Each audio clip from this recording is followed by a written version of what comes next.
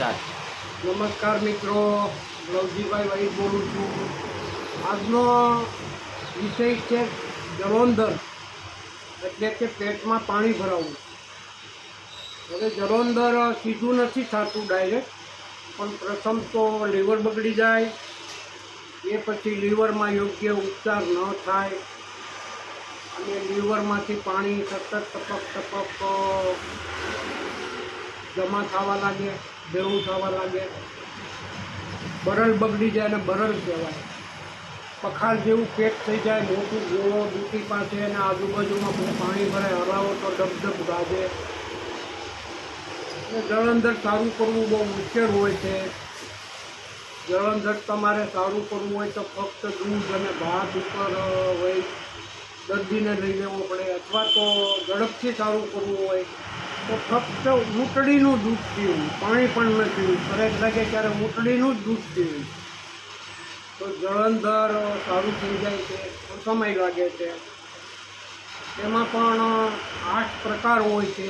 8 પ્રકારથી જળંધર થાય છે. વિસ્તાર નથી કરતો, કારણ કે આયુર્વેદિક ગ્રંથોમાં એનો બહુ મોટો વિસ્તાર કરેલો છે.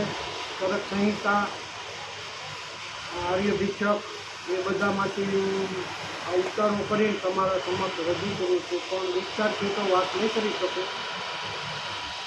તો એમાં પાણી ખેંચવામાં આવે. ઘણીવાર લોકો એમ કહે છે કે પાણી ખેંચી દો, તો પાણી ભરાઈ ગયેલું ટ્યુબ દ્વારા ખેંચી લેવામાં આવે. બધું પાણી જો ખેંચી લેવામાં આવે તો લીવર હલી જાય, લીવર ડેમેજ થઈ જાય, લીવર સુકાઈ જાય. તો પાણી ખેંચવાની એક રીત છે કે ભાઈ થોડું પાણી ખેંચા કરે, લીવર હલી જાય. હવે એમાં હું દવા લખાવું છું. ફળા ચૂર્ણ લઈ લેવાનું અને એની ઉપર ગૌમૂત્ર પીવાનું. ગૌમૂત્ર ફાર્મસીમાં મળે છે. બધા સારું ગૌમૂત્ર ન પીવું, કારણ કે એની અંદર બધી ક્ષતિઓ હોય છે, એ નહીં પી શકાય. અને શ્રીફળા ચૂર્ણ અને ગૌમૂત્ર પીવાથી રેત લાગે અને રેચન દ્વારા પાણી સંડાસ માટે નીકળી જાય. એ માટે શ્રીફળા અને ગૌમૂત્ર પીવું એ રેત માટે પીવાનું છે, બરાબર. પછી એના માટે દવા લખાવું છું કે જળોંધરાદી રસ નામની એક ડબ્બી આવે છે, એમાંથી એક ગોળી સાંજ સવાર લઈ લેવી. આરોગ્યવર્ધિની સાંજ સવારે એક લઈ લેવાની છે. પછી એમાં ગુલમાં કુઠાર રસ આવે, એ પણ સાંજ સવારે એક લઈ લેવાની છે. હવે એમાં બોટલ લખાવું છું. બોટલ છે કુમારિયા સવ એટલે કુવાર કાઠું, બરાબર. એમાંથી આસો બનાવેલો આવે છે.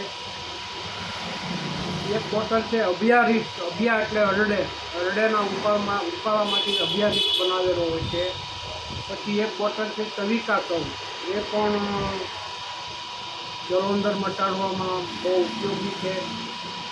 અને જો તમારા વિસ્તારમાં કે તમને ક્યાંયથી ઊંટડીનું દૂધ મળી રહેતું હોય તો કાયમ એના ઉપર રહ્યો તો જળંધર સારું થઈ જાય છે. મિત્રો, નમસ્કાર મિત્રો.